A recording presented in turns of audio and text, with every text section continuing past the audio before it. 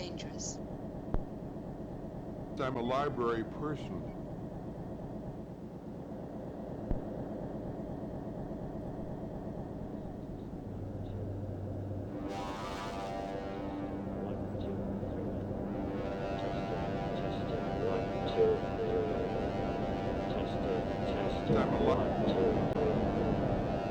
The real threat is ignorance.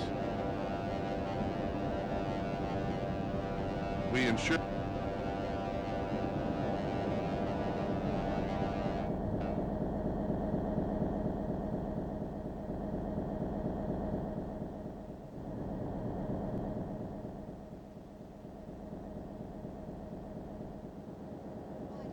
And why do some people still read them, although it's so dangerous?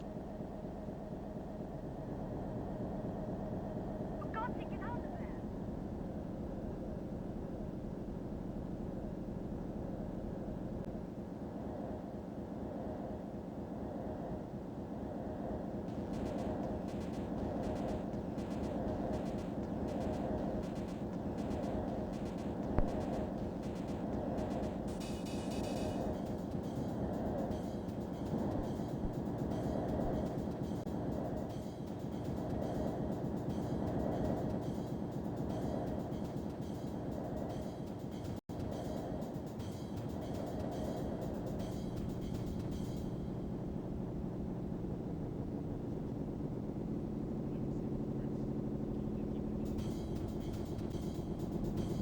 Test.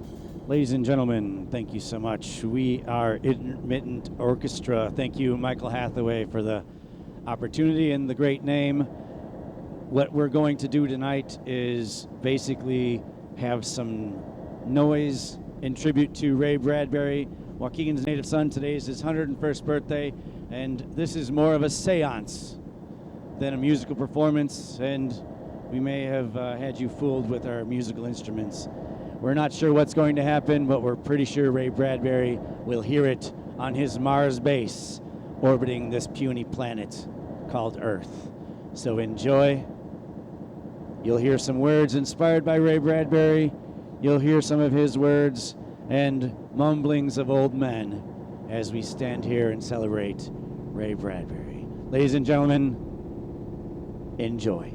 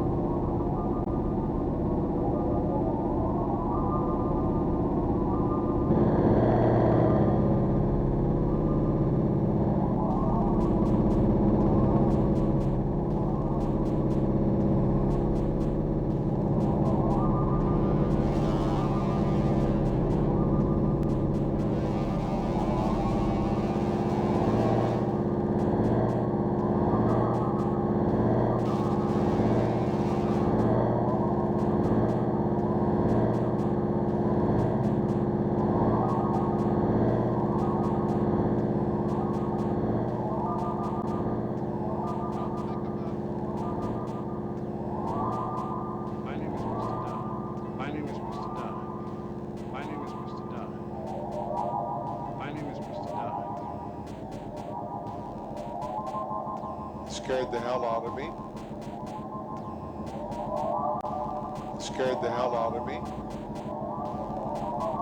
The real threat.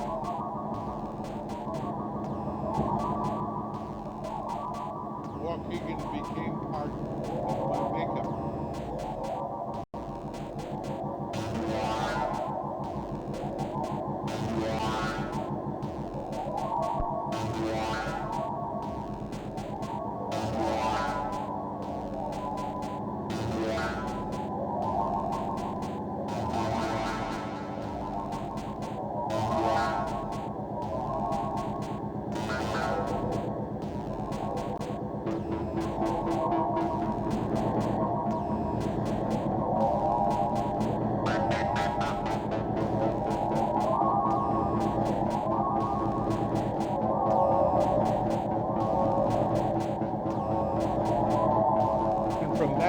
day on, for the next 75 years, I wrote a short story every day during all of my life, which began in Waukegan, down at the lakefront with Mr. Electric.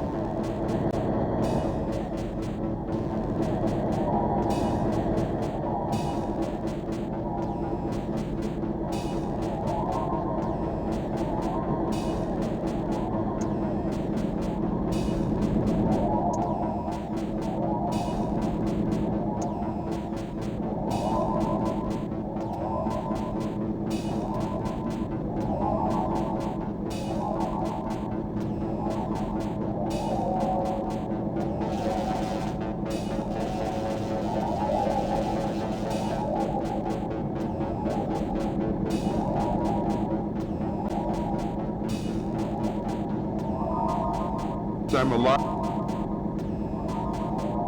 library person. The real threat is we ensure the future by doing it.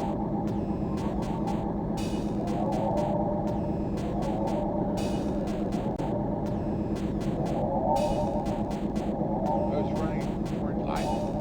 I was running towards life. I was running towards life. I was running towards life. I grew up in Waukegan, Illinois. I grew up in Waukegan, Illinois. I grew up in Waukegan, Illinois. I grew up in Waukegan, Illinois.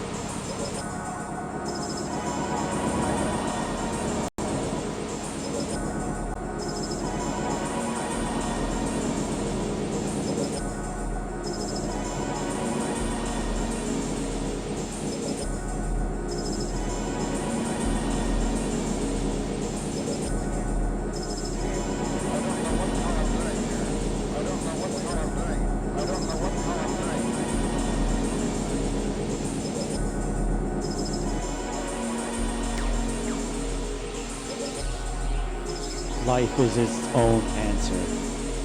Accept it and enjoy it, day by day. Live as well as possible. Expect no more. Destroy nothing. Humble nothing. Look for fault in nothing. Leave unsullied and untouched all that is beautiful. Hold that which lives in all reverence. It's given to be savored and luxuriated in. To be respected. But that is no secret. You're intelligent. You know as well as what is needed to be done. Now I must go. My people are waiting for me.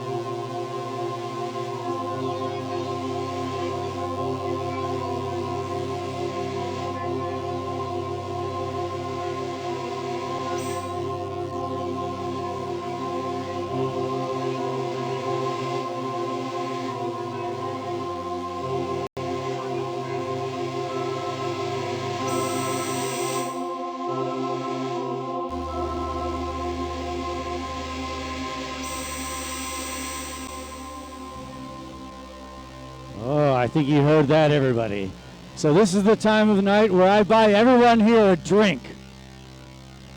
Hooray! I'm sure it's going to sound better after that, I hope. So everyone, your next drink is on me. Please enjoy our fine hospitality and the noises. I hope that you're finding a little bit of Ray Bradbury. I hope that you're finding a little bit of solace in being here, of all places, Nightshade and Dark, and also Ophidian spirits. So we're guaranteed to generate some spirits today, of course, but the one that we're trying to channel most is Mr. Ray Bradbury. So we will continue on our mission. We're fairly certain that that first wave of information has already reached his Mars base. He's very happy, and he sends a big smile, but yet there's more. So I'm David Motley. This is Mr. Matt Muchowski and the Venerable Jeff Creath. Thank you so much. We're the Intermittent Orchestra, and we'll continue with our story to tell, mumblings of old men and stories of Ray Bradbury. Mr. Creath, take it away.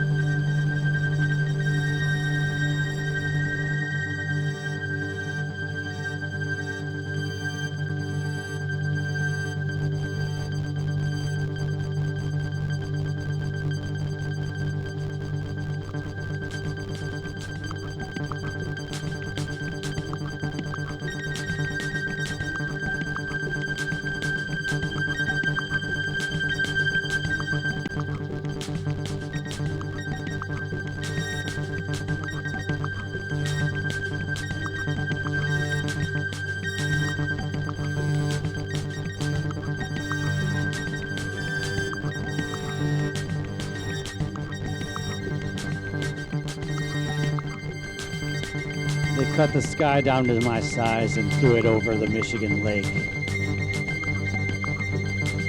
Put some kids yelling in yellow sand with bouncing balls. A gull or two.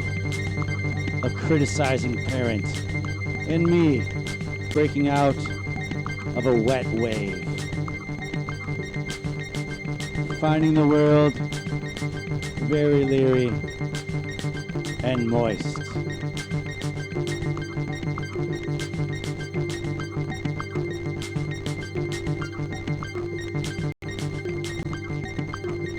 It was September, in the last days, when things are getting to an end and sad for no reason. The beach was so long and lovely, with only about 6 people on it.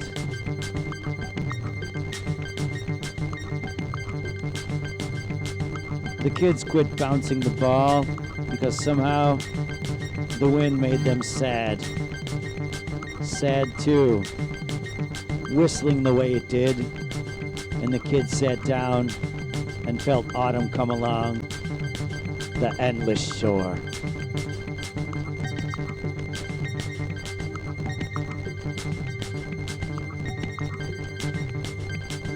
Sand blew up in a curtain on the sidewalks, and the merry-go-round was hidden with canvas. All of the horses frozen in midair on their last brass poles, showing teeth, galloping on, with only the wind for music.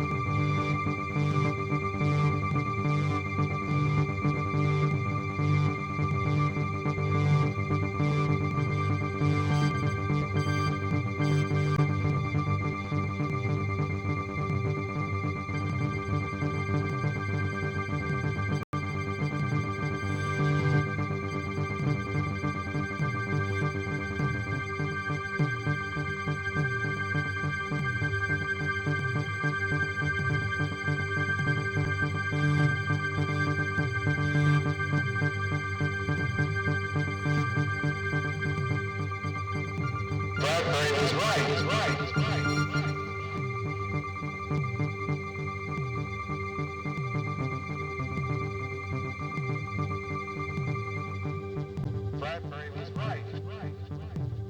Bradbury was right. Bradbury was right. Don't know what the hell I'm doing here. I'm the least scientific of all the people up on the platform here today. 9-year-old boys are always finding me out.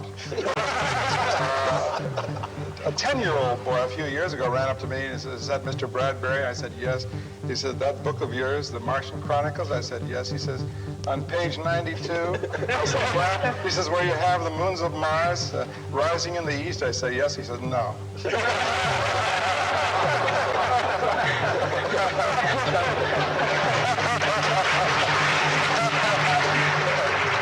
So I hit him.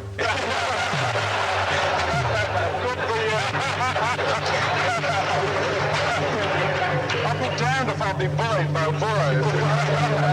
I was hoping that during the last few days, as we got closer to Mars and the dust cleared, that we see a lot of Martians standing there with huge signs saying Bradbury was right.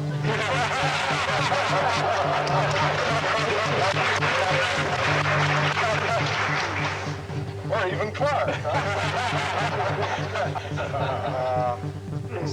And I brought along today, I'm going to keep this short because I'd much rather listen to our scientific friends here today tell us about what's coming up this week. But every time I get a group of people together and have them trapped in a hall like this, I bring a poem, see? And you can't escape me. But luckily it's a short poem, but it sums up some of my feelings on why I love space travel, why I write science fiction, why I'm intrigued with what's going on this weekend on Mars. And part of this has my philosophy about space travel in it. And if you'll permit, I'll read it to you. It's very, very short.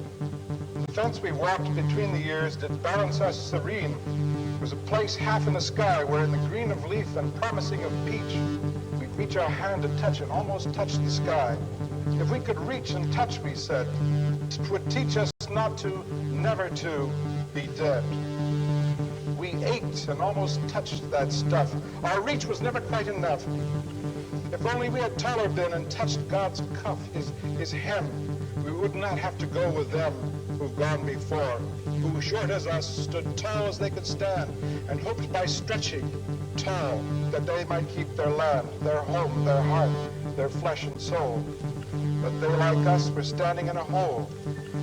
Oh, Thomas, will a race one day stand really tall across the void, across the universe and all, and measured out with rocket fire, at last put Adam's finger forth, as on the Sistine ceiling, and God's hand come down the other way to measure man and find him good and gift him with forever's day? I work for that. Short man, large dream. I send my rockets forth between my ears, hoping an inch of good is worth a pound of years. Aching to hear a voice cry back along the universal mall, we've reached Alpha Centauri. We're tall. Oh God, we're tall.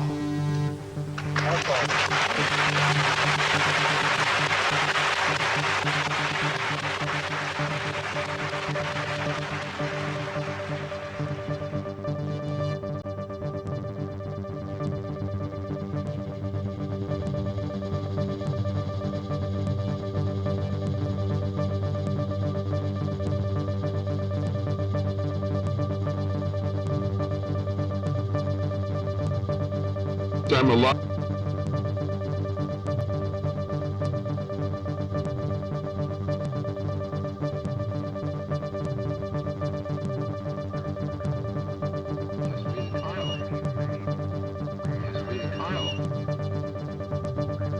My name is Mr. Duff. My name is Mr. Duff. My name is Mr. Duff. My name is Mr. Duff.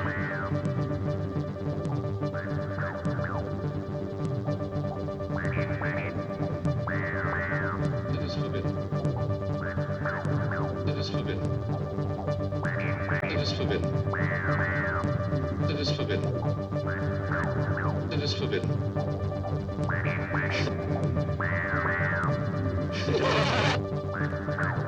It is forbidden. Forbidden. Forbidden. Forbidden. I came to the carousel. I came to the carousel. By doing things, things get done.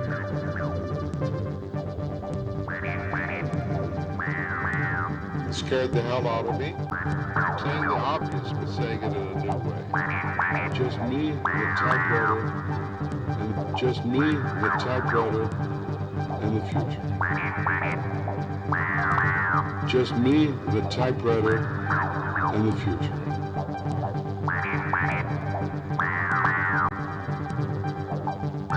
Madness. Madness. Madness. Madness. Madness.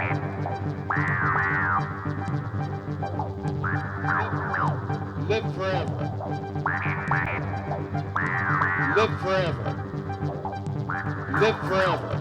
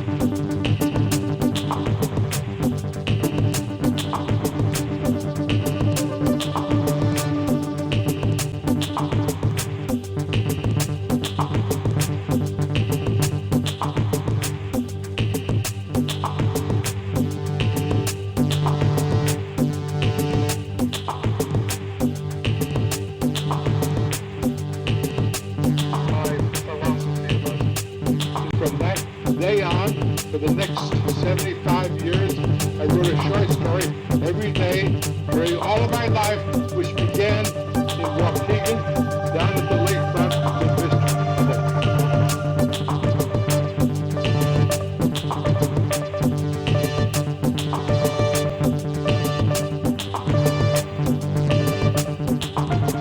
We tell communists lies.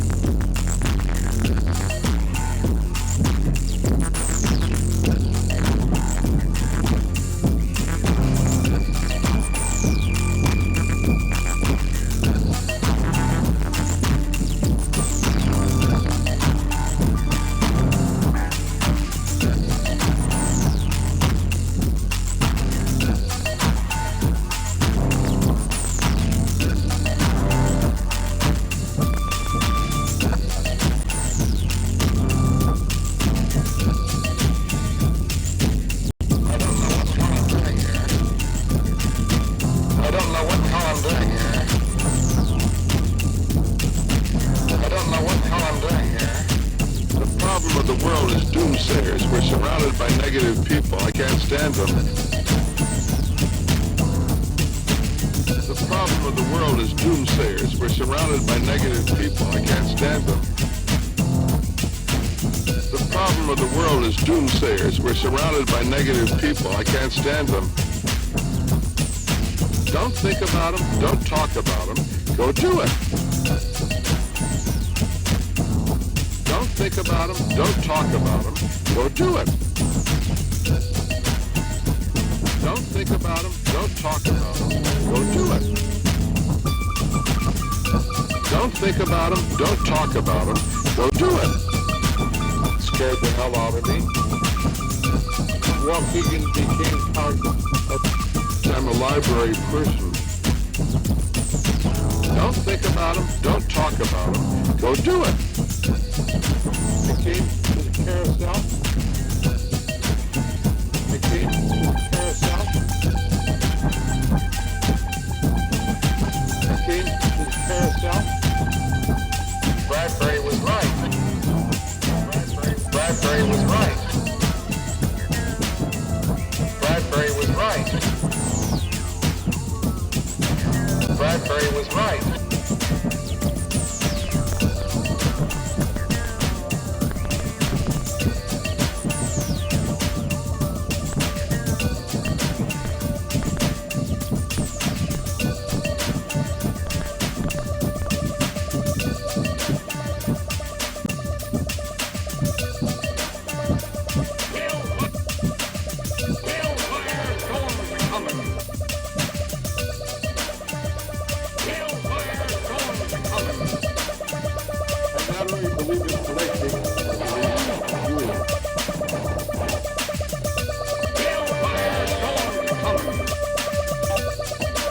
Live forever. Live forever.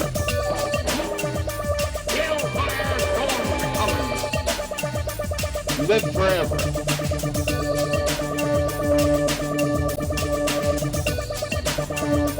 Which was the wrong answer.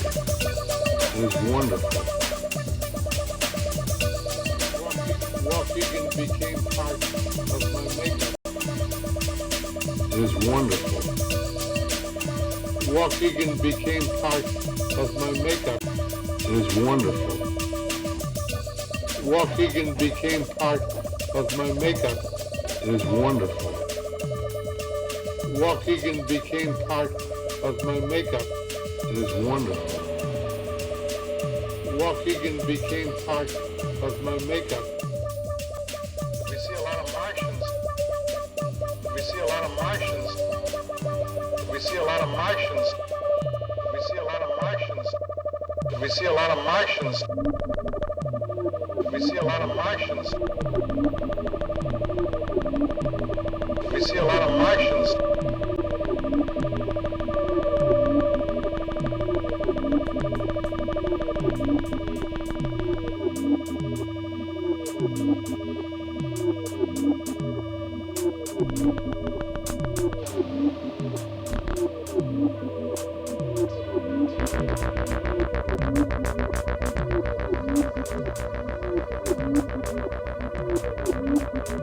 Madness.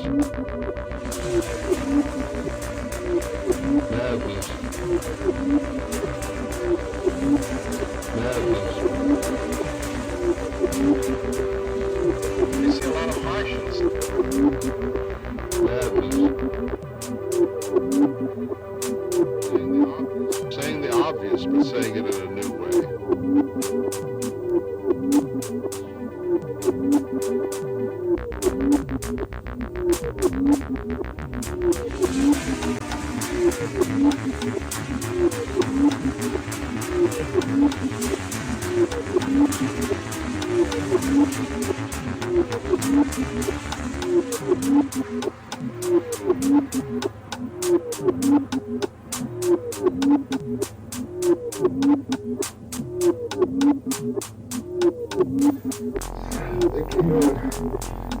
Space normal speed using our regular approach around the Knocked out our phaser batteries with the first salvo.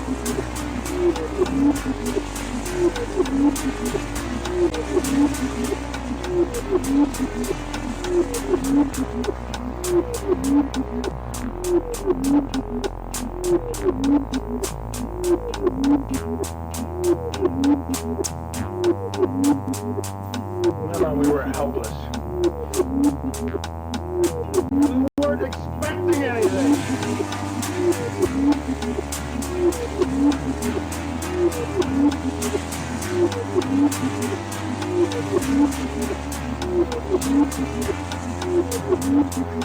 The real stuff. We tell fabulous lies. We tell fabulous lies. We tell fabulous lies. We tell fabulous lies. We tell fabulous lies. We tell fabulous lies.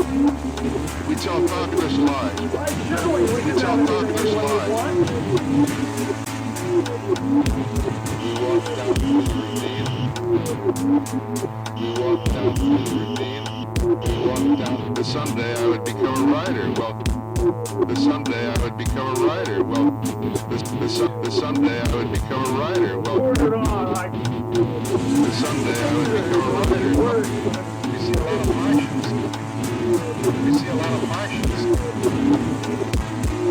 My philosophy about space. My philosophy about space travel. My philosophy about space travel.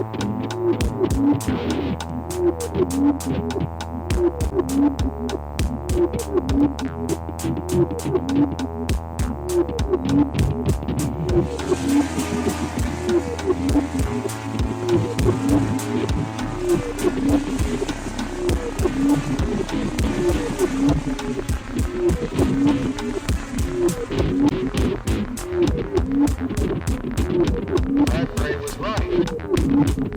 Bradbury was right. I don't know what the hell I'm doing here.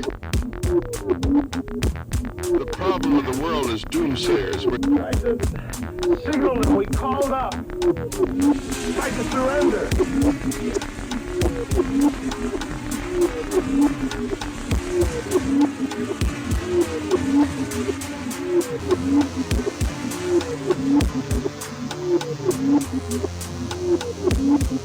Kept women and children. I told them that. I begged them.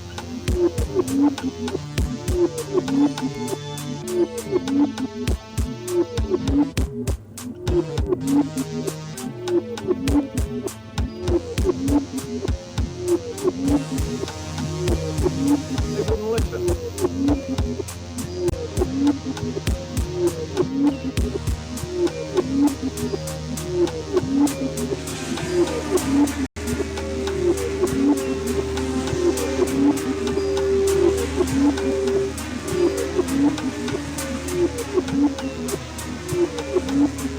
Why do some people still read them, although it's so dangerous? They didn't want it for a moment. You don't frighten me.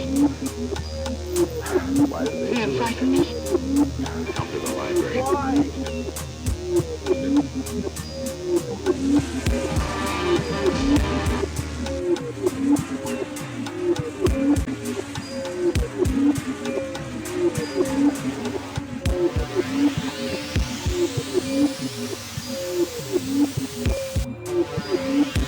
Why? There has to be a reason.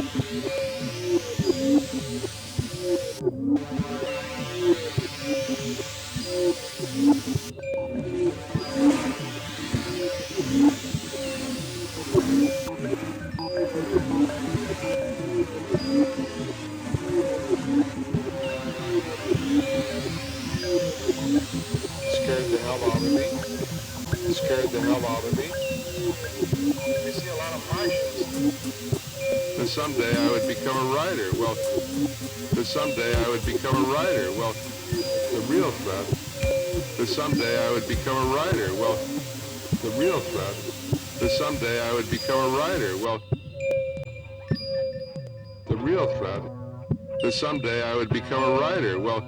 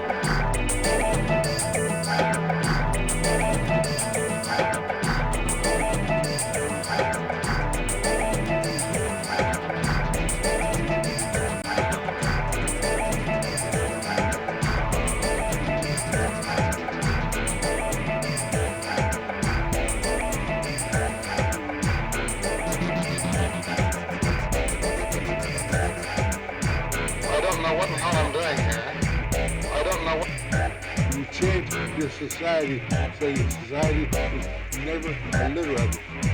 You change your society so your society is never illiterate. I came to the carousel. Bradbury was right. Bradbury was right.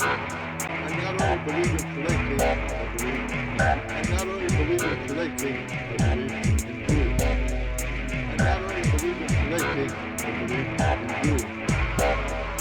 And from that day on, for the next 75 years, I wrote a short story every day during all of my life, which began in Waukegan, down at the lakefront with Mr. Electric.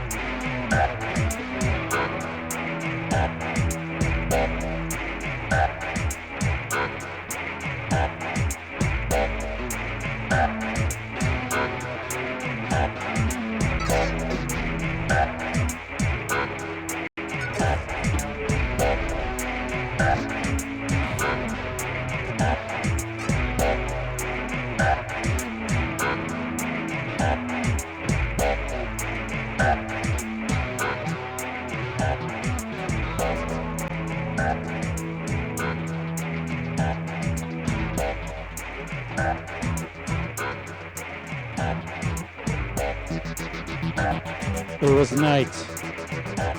The large hall lay quiet and dimly illuminated by hidden light scenes in the transparent walls.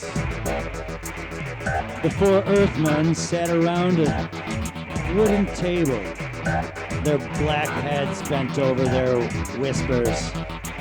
On the floors, men and women lay huddled. There were little girls in the dark, solitary men or women gesturing their hands. Every half hour, one of the captain's men would try to silver door, but then return to the table.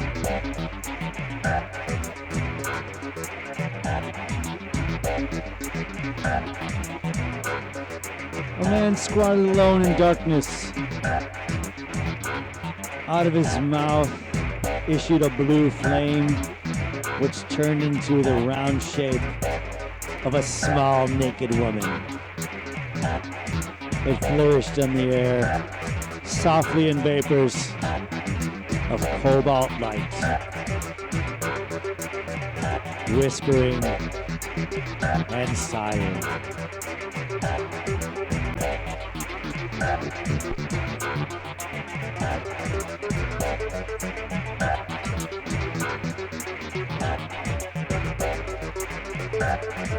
All through the midnight hall, we were juggling thin violet flames, shifting, changing, for nighttime was a time of change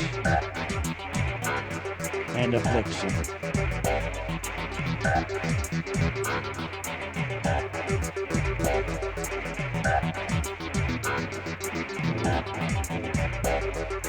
Around them in the vast hall, flames leaped blue, flared, evaporated little demons of red. Red sand ran between the teeth of sleeping men. Women became oily snakes. There was a smell of reptiles and animals.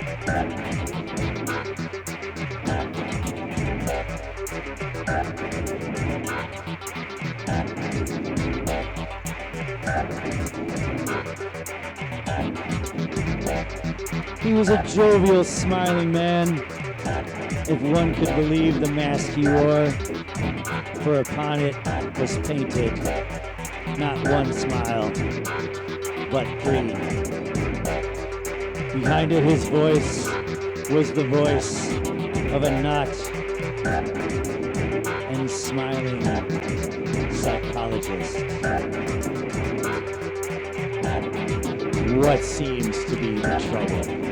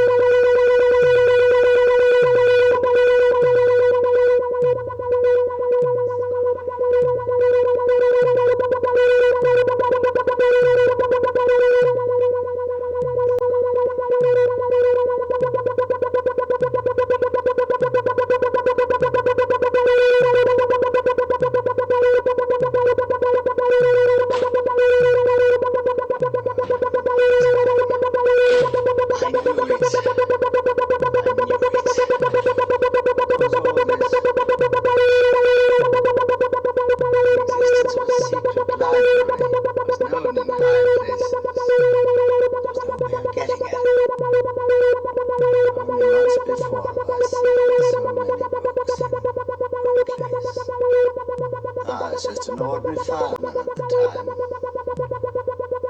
Wasn't even qualified to use the flamethrower.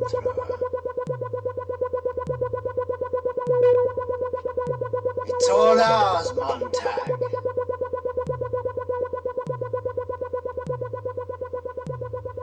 Listen to me, Montag. Once to each fireman, at least once in his career, he just itches to know what these books are all about. He just aches to know, isn't it so? Well, take my word for it, Montag.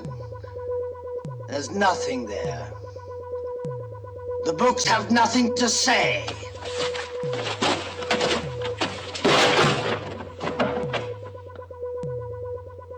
Look, these are all novels. All about people that never existed. The people that read them and makes them unhappy with their own lives, makes them want to live in other ways that can never really be.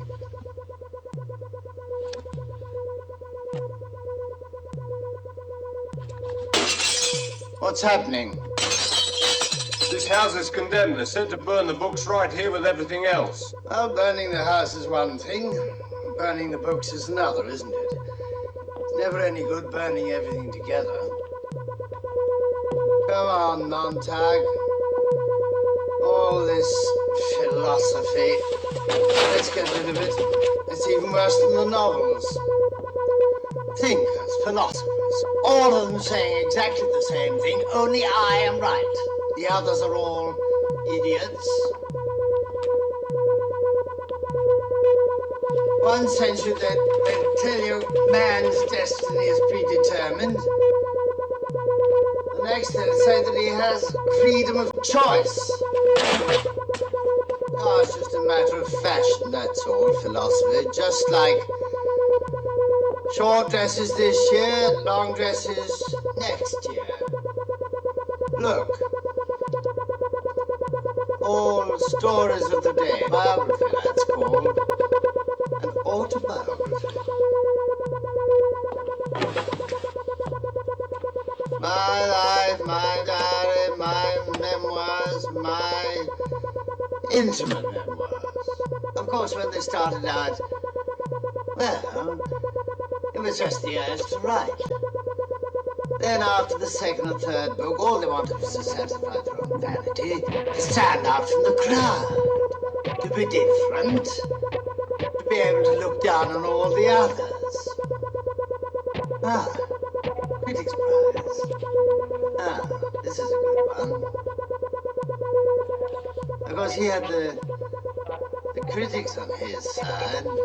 Lucky fellow. Just tell me this, Montag.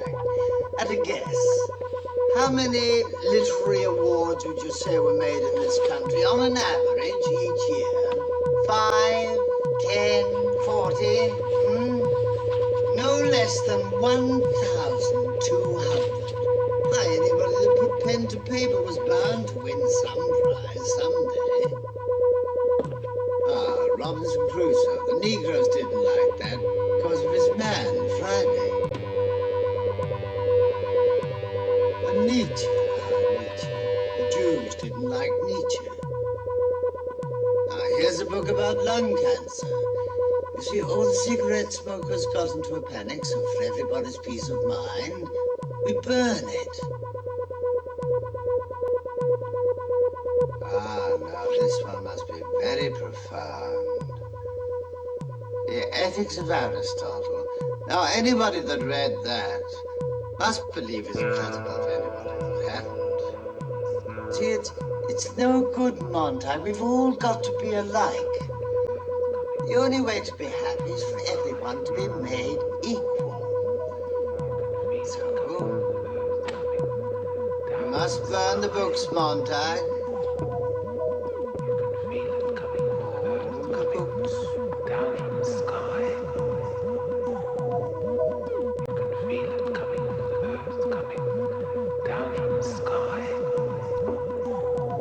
We are the old ones, the voice said, and it entered him like a blue gaseous flare and burned in the chambers of his head. We are the old Martians who left our marble cities and went into the hills, forsaking the material life as we had lived.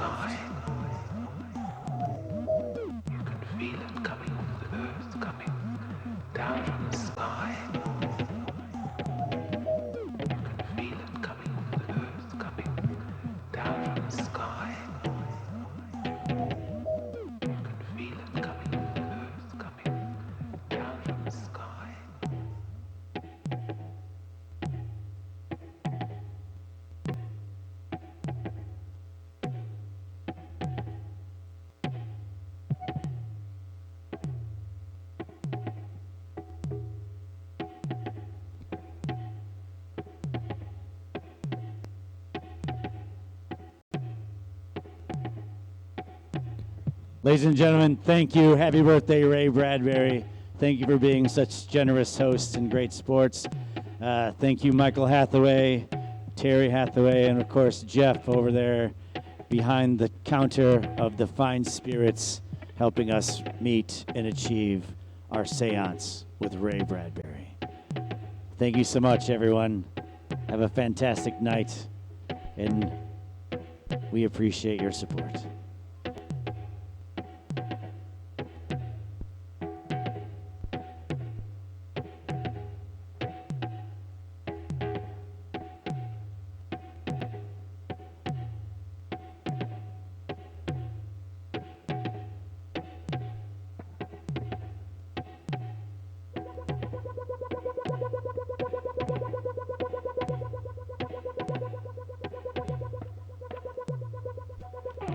We are Intermittent Orchestra. Thank you, Michael Hathaway, for the awesome title, Mumblings of Old Men. I'm David Motley, Matt Muchowski, and of course, the venerable Jeff Creath, the Clayton. Thank you, everybody. Thank you.